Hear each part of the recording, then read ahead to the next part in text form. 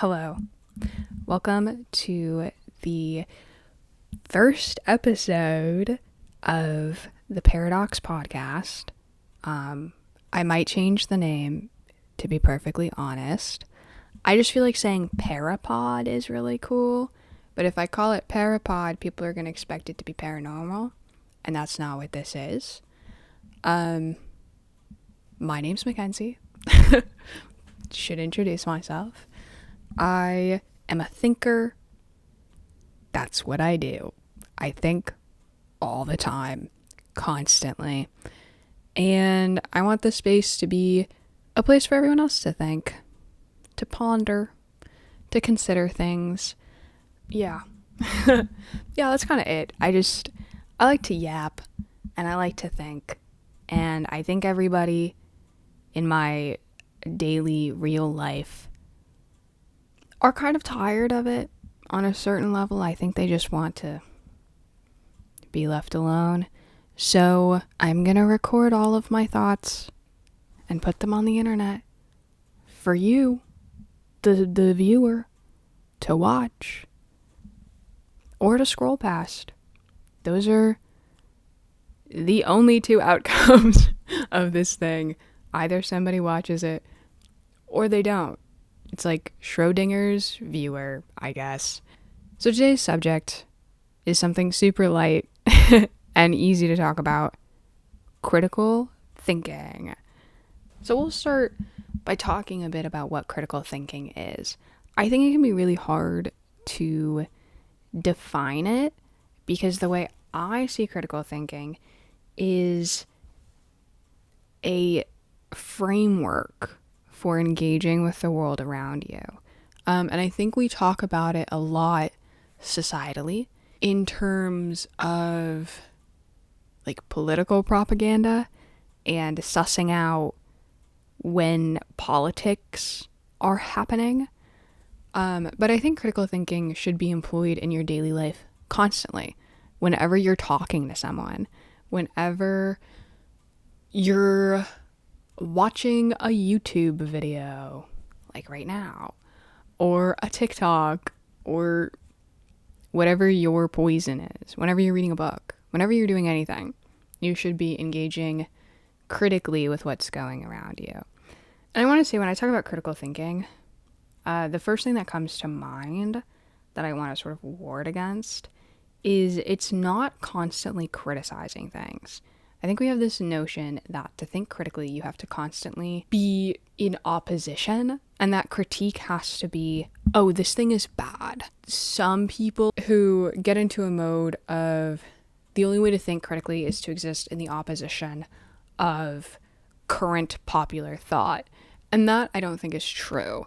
I think you can agree with kind of whatever the current thought of the day is and still be critical and still hold a critical lens to media that you consume. I think the key to it is understanding context. Everything exists within the world it exists in. So when we're talking about, my favorite example is The Crucible, the Arthur Miller play.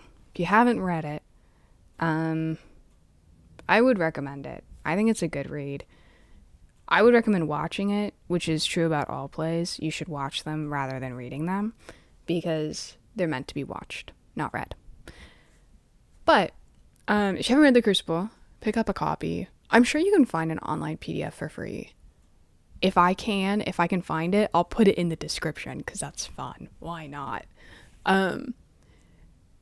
Anyways, Arthur Miller's play, The Crucible, is all about the Salem witch trials. It's set in Salem during the witch trials. We follow John Crocker, who has an odd relationship with a 14-year-old. I think she's 14.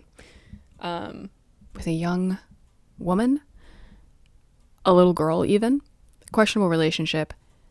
She, Abigail, accuses John Crocker's wife, Goody Proctor. Not John Crocker. John Proctor. My bad. Accuses Goody Proctor of being a witch. Right? And she does it so she can get with John, which is so weird. So weird. It's meant to be kind of a critique of this behavior. She's not a good person, right? And any reading of the play will lead you to Arthur Miller is against this. And that already is a really cool thing to think about. Cool little philosophy moral of the story. But when you add into it the historical context of the time in which Arthur Miller is living, he's writing this in the 1950s, which, if you're not familiar with American history in the 1950s, the big thing going on is McCarthyism, which was this guy, McCarthy, senator in the US. And he was like, I have a list of names. He did not have a list of names. I have a list of names of 10 communists in the Congress. And the thing about the US and communism at this point, currently the US is pretty anti-communist.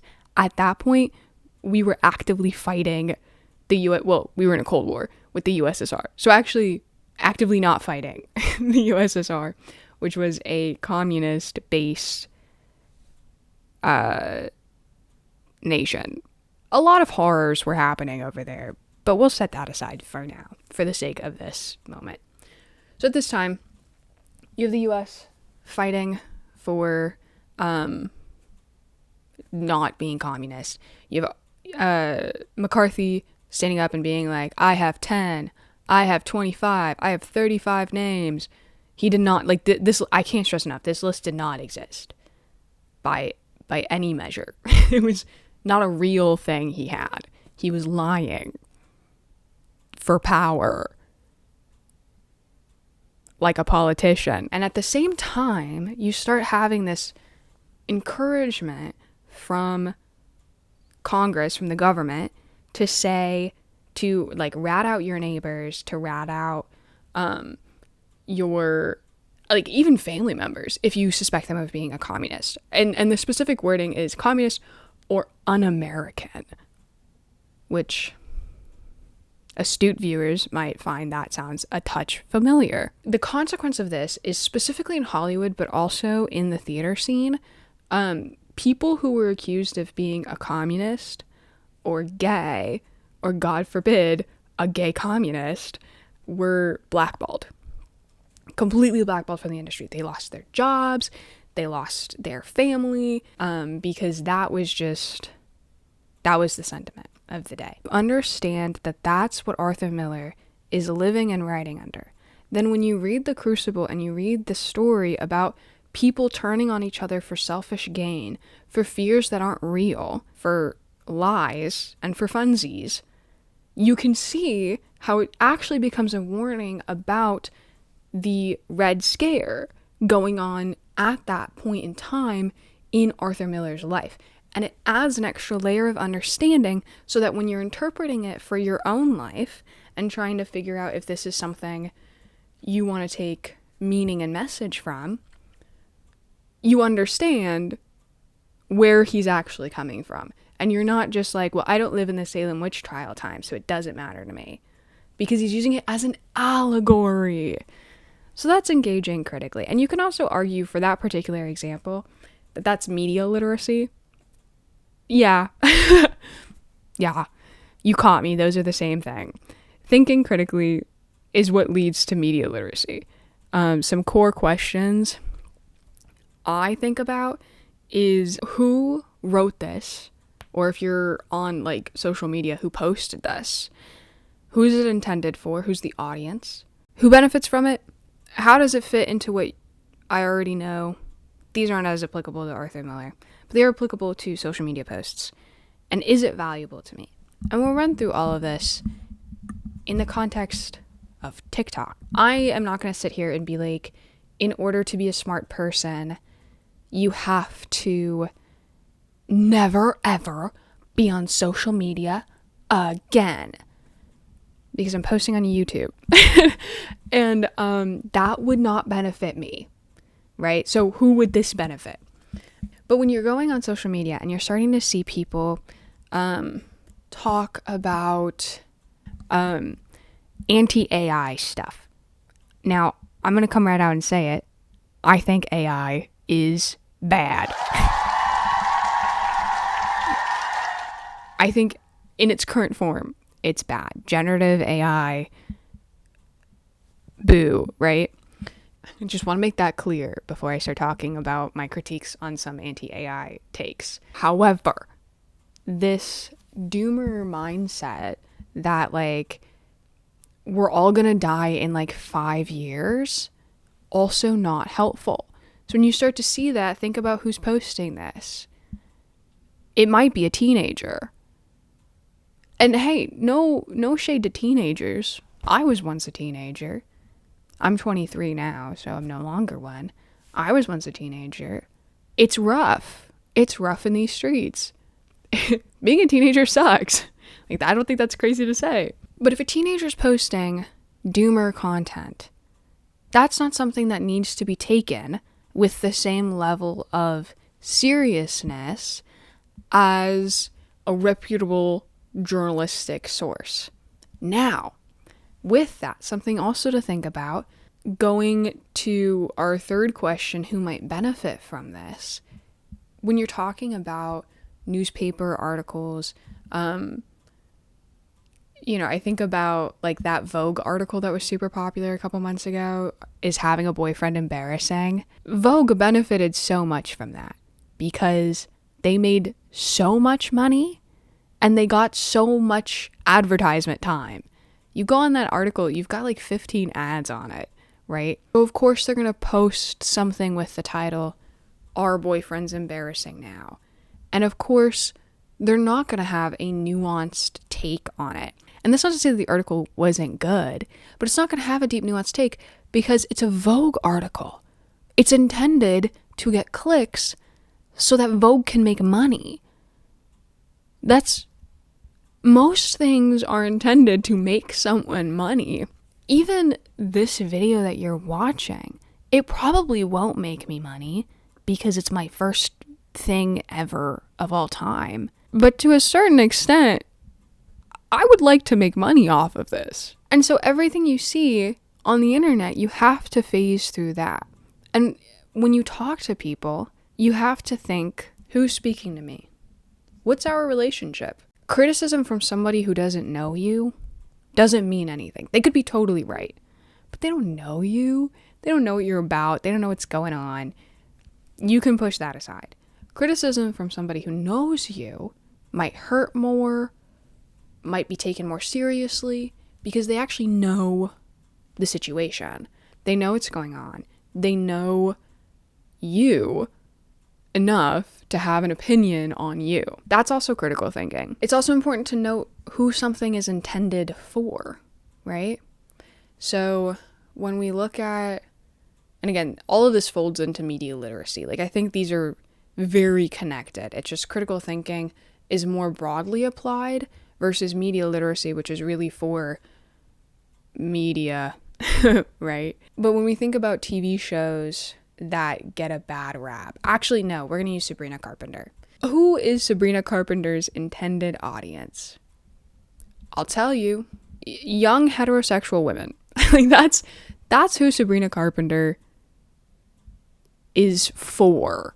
Sabrina Carpenter does not intend to market herself to children based off of her marketing, right? Based off of everything I've seen generally.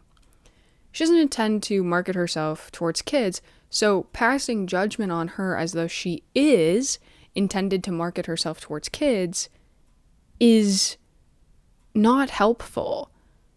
And it doesn't mean anything, right? And this is why it's important to start to think about things more critically and more deeply, because we are inundated all the time with literally every opinion ever, constantly. And frankly, not every opinion matters at the same level for everything. Not every opinion is worth your time. Not every person, especially on the internet, not every person knows what's up. You don't need to give everyone the same level of the benefit of the doubt. Anonymous user 6769 does not need to be giving you advice on anything, frankly. People's credentials matter. Like, when you're taking, especially when you're taking advice on the internet, this is where having critical thinking is crucial. My credentials as a person is, one, I think all the time. I spend a lot of time pondering and talking to people and trying to learn things. I have a degree. It is a bachelor's of science in screenwriting and playwriting, which is why a lot of my references are movies and plays, because I know a lot about that stuff, right? I have a personal interest in art and media and culture, and I always have. Those are my credentials.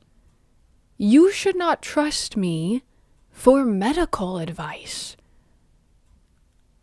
I'm not even a real scientist. You shouldn't trust me for that. You shouldn't trust me to be the end-all be-all source of anything, because I don't know everything. And the internet is full of people who don't know anything and speak very strongly about things they don't know about. A good check, again, like I said, who's posting this? Who's the originator? Who is it intended for? If it's not intended for you, you might miss the message.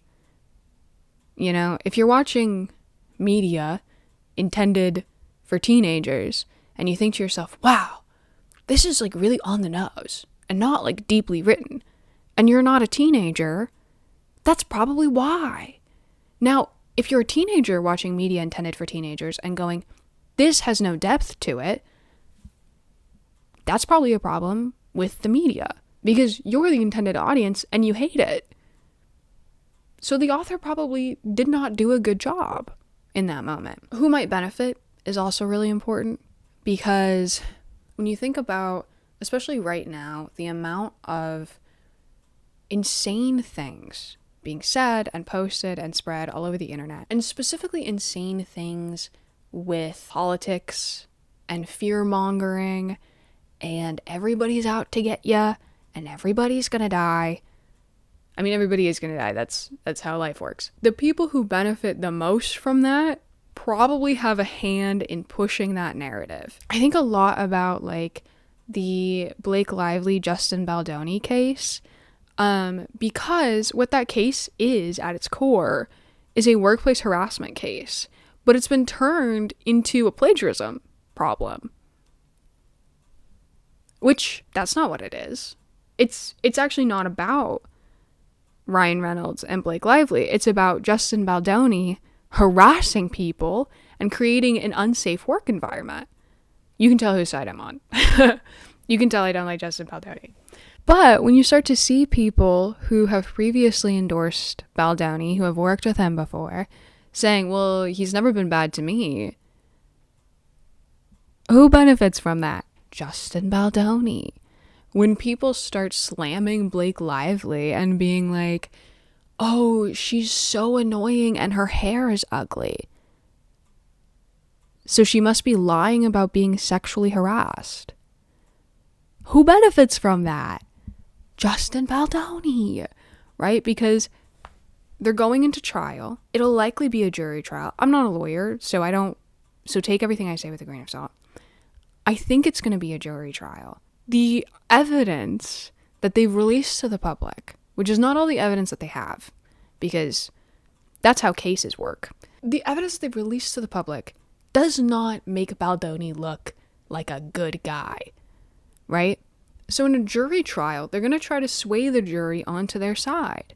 So having Blake Lively seem like an obnoxious person benefits them. And that's not to say that you have to love her. Like, I know she had her wedding at a plantation, which is just bad. It's just one of those things where it's like, oh, okay. And like, the crazy thing about that too, we're going down a tangent. The crazy thing about the slave plantation wedding debacle is that they're getting ready rooms were the slaves' former quarters. Oh my God. And it's like, I've seen pictures of the house. The house is beautiful. And this is the thing about plantations in the South, is that a lot of the architecture is beautiful. And so, yeah, I get why you could see a building and be like, ooh, I want to get married there. But and again, here we go into critical thinking. When you add in the context, when you think about all the things that have happened there, when you think about what that means to people, how that could be viewed, and you're a public figure. If you're a private citizen, I can't stop you from doing anything. But if you're a public figure, I mean, I also can't stop you, but like, maybe we think about that way. But that does not mean she deserves to be sexually harassed at work, right? And every time you see someone jump on to hate trains, and every time you see the internet go up and say, we all hate this person, think about who benefits, who is winning from this particular hatred. And then how does this fit into what I already know? And this is a concept I picked up in one of my philosophy classes I took in college. I can't remember if it was in ethics or the philosophy of time, which is a real class I took, which is super interesting. I could do a whole thing about that. If you're interested, let me know. And if you're not interested, be nice about it. Truth fits in a couple ways. One, if you can prove it. We look at things to be true when they can be proven, generally scientifically. I can touch this computer. I know it's real. I can touch my bed. I know it's real, right? All these things. That's one way. A second way for abstract concepts is how it already fits into our web of truth. And this gets a little more tricky because depending on what you already know, you may or may not slot things in. So you think about like when Galileo, he wasn't the first, but when he famously was like, hey guys, I think the earth revolves around the sun. And the church was like, we hate you. Die. There was actually a couple more things that he did before they were like, get out of here, bud. The reason why it takes a lot for people to agree to revolutionary science views and scientific discoveries is because it doesn't fit into their web of truth. And this is a tool you can use when you encounter things on the internet. Sometimes you'll have just a gut reaction that's like, that's a lie. That's not true. And sometimes you'll feel kind of like, okay, maybe. So think about what you already know. And then ask a credible source. Find somebody who knows what they're talking about and be like, hey, what's up with this? Measure it up against what you already know is true. It's a good kind of beginning point. Finally, is this valuable to me? And the to me is crucial because some things are valuable to other people. And they're not valuable to you. If you cared about everything at the same level all the time, you would not be able to do anything at all, ever. That's why critical thinking is important, because we have to engage with everything around us all the time, whether or not you're fully conscious of how you're doing it. Your brain does not know the difference between important information and unimportant information. Everything is data, and data lodges into your brain. And so the more you can practice this, because it takes time to develop this skill. And that's what it is. It's a skill. It's not born into people. It's not baked into your brain. It is a skill. And it takes time and it takes effort, and you'll find that it slows you down quite a bit when you start to engage with everything you see critically. And you'll find that you want to see less stuff, which may not be a bad thing. I think we get overexposed to particularly opinions. I don't think necessarily that we get overexposed to facts. And I do think that the internet, like I'm not going to say like I said at the beginning of the video, I'm not going to tell you to get off the internet. I'm not going to be like, hey guys, get out of here. You don't have to run for the hills. You don't have to become a Luddite and swear off technology forever, right? But maybe a little less isn't that bad. You know, maybe not hearing and valuing everyone's opinion on the same level. And there's a tension in that. And that's, bringing it full circle here. Part of the reason why I called this the Paradox podcast is one, like I said, I think I said it, Parapod sounds sick. Welcome to the Parapod sounds awesome. And I love that. But also, I think everything is held in tension and everything is paradoxical. There are no clean answers, which sucks. But again, this is why when we start to think about our lives critically, we're able to hold space for multiple things at once. So I'm going to conclude on this note. There's a proverb in the Bible that drove me up a wall as a kid. And it's still, it's lodged enough in my brain that it still irks me. And it says, I'm paraphrasing it, I haven't read it in a while, but it's basically like, you have to argue with a fool so that he can learn. And then the next verse is, don't argue with a fool.